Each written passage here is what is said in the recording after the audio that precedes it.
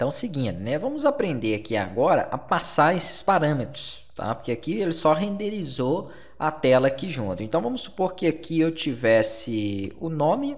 Vamos colocar aqui um parâmetro chamado nome. E aqui ele recebe, por exemplo, um valor. E aqui eu vou fazer um outro chamado sobrenome. Vamos colocar aqui, ó. Beleza. Tá feito. Uma dica aqui para vocês, não precisa ficar abrindo e fechando não, tá? Você consegue fazer assim, ó, para que ele possa fechar na mesma... Ele tem que estar fechado, né? Mas não precisa de digitar novamente ela não. O barra aqui no final já faz o fechamento. Agora, eu falei que vão ser criados dois parâmetros, né? O nome e o sobrenome. Como que eu faço para tratar isso aqui dentro lá do meu JSX? Vamos pegar aqui em parâmetros e vamos fazer o seguinte. Aqui nós vamos criar, em vez aqui dos parênteses, nós vamos colocar aqui, ó, o props, que é de propriedade. Mas não que tem que ser esse nome, tá? Estou fazendo porque é aconselhável dessa forma na documentação e a maioria utiliza assim. Então é um padrão, mas poderia ser qualquer nome. Aqui você pega e coloca o seguinte, ó, props, ponto, e o nome da propriedade, que no caso lá foi nome e o outro é sobrenome. Isso tem que ser passado através de um binding, tá? Porque é em script. Então, tudo que for em script você coloca aqui entre chaves. Aqui é a mesma coisa. Vamos passar a propriedade com o sobrenome. Beleza. Então, significa que no H2 ele tem que mostrar o nome e no parágrafo ele tem que mostrar o sobrenome. Vamos salvar e tá aí, ó. Nome e sobrenome. Então, eu consigo pegar parâmetros, né, que vem aqui do meu JSX e apresentar ele, aliás, que venha do meu script, que vem do meu JS, e apresentar na minha tela, no meu JSX, da forma aqui, utilizando esses bindings. Tá? Então é bem simples aqui para nós podermos fazer esses ajustes. Quantas vezes eu copiar essa estrutura, ó, ele vai colocando para mim. Eu poderia colocar com parâmetros diferentes, né? Então eu pego aqui parâmetros novamente, ó. Vamos colocar outros aqui, ó. Então, é o mesmo elemento chamando valores diversificados ali dentro dele. Isso facilita muito quando você precisa repetir conteúdo dentro de uma página. Vamos aqui fazer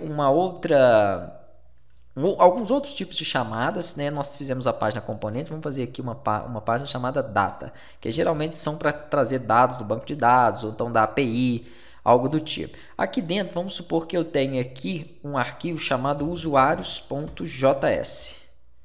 Usuários.js, que seriam as classes com dados dos usuários. Como nós não temos dados, né, vamos supor que aqui tivesse um array com essas informações. Depois, em elementos mais práticos, aí nós vamos fazer esses dados, por exemplo, vindo do banco de dados. Aqui eu vou colocar em linha mesmo, então vamos lá. O ID, vamos supor que fosse o ID de 1, aí tivesse aqui o nome do usuário e tivesse aqui um outro campo que fosse o sobrenome. Pronto. Ok. Beleza. Feito isso, vou colocar uma vírgula e vou colocar mais dados aqui. Então, vamos supor que os usuários fosse a tabela e esse aqui são os campos, né, as linhas que foram preenchidas naquela tabela.